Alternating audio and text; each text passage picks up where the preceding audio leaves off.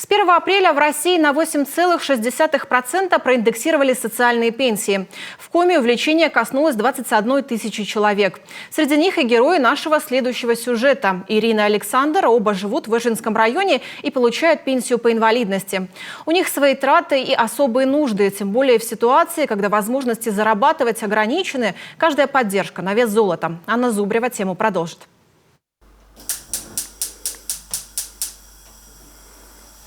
У меня тут обычно стоит стул компьютерный на колесиках. И я потом вот на стул сажусь и хозяйничаю.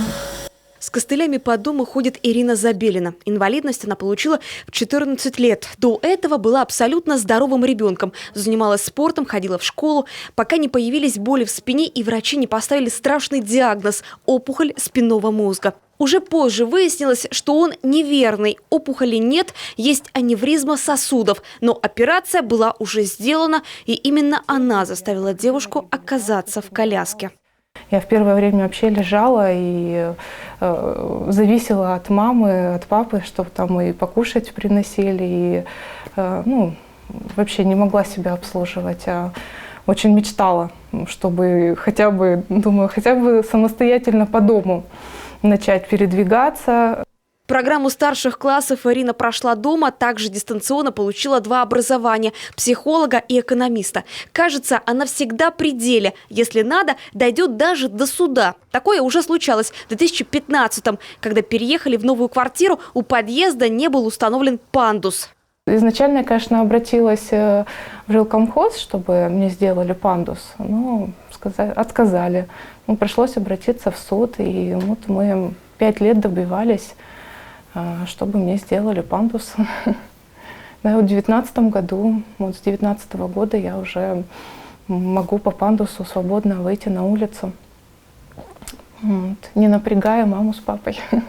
Родители сильно помогают, признается Ирина, и физически, и финансово. Пенсии хватает на оплату коммунальных услуг, интернета, телефона. Остальная часть уходит на продукты. Приходится подрабатывать. Например, Ирина обрабатывает музыку для художественной гимнастики. Говорит, ничего сложного нет. Главное было разобраться в компьютерной программе. В любом случае, на наш вопрос, благодарна ли государству за повышение пенсии, у нее ответ однозначный. Конечно, я всегда благодарна нашему государству, что поддерживают и инвалидов, пенсионеров, и что сейчас вот такую побольше прибавку сделали 1435 рублей.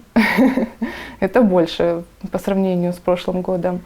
В свободное время она вяжет, вышивает картины бисером, читает книги. И куда без физических нагрузок. Они как реабилитация и уже неотъемлемая часть жизни.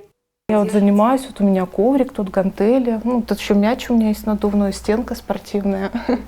Да, не зря же говорят, что движение – жизнь. И я занимаюсь, чтобы не было застоев, контрактуры не образовывались, чтобы спина не болела. И поэтому ежедневные тренировки, занятия, они меня, честно говоря, спасают.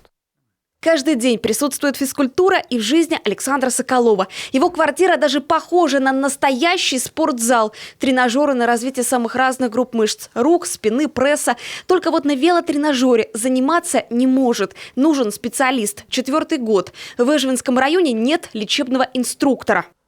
Мне самое главное, вы знаете, что нужен? Инструктор. Правильные упражнения. Вот на этой ерунде, на кетлер, я знаю, как правильное упражнение. А у меня на топ, потому что уже 4 года. Слезы идут, ходить больно. Вот чтобы до сюда дойти, слезы идут. Понимаете? Во сколько людей хотят ходить? Инструктора-то нету. Александр стал инвалидом после инсульта в 2011 году. Тогда начал получать социальную пенсию. Говорит прямо, с такими ценами, что сегодня, конечно, на нее не разгуляешься. А потому прибавку, конечно, ждет. Вот не знаю, как женская стоит прическа. Я, к примеру, говорю. Вот моя полубокс-бокс 450, 470. Постригать-то нечего, а у меня уже денег-то нету. А так холодильник можно посмотреть, он вообще пустой. Кто чем помогает, так и живу. Я не огорчаюсь. Если я огорчался, говорю, давно уже в лёжку бы был. С этого месяца увеличились социальные пенсии у 21 тысячи жителей Коми. Индексация составила 8,6%, хотя изначально была запланирована на уровне 7,7%. Анна Зубарева, Алексей Паршуков, Эжвинский район, телеканал Юрган.